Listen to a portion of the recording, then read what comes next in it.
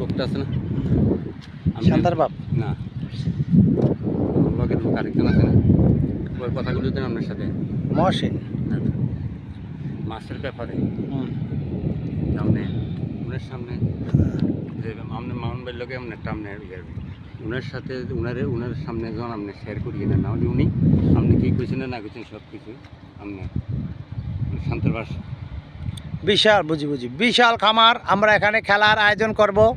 দেখুন বিশাল খামার, আনাম একটা খামার। দেখেন কত বড় খামার, আর আগে এত বড় খামারে আমি কখনো খেলা দেইনি।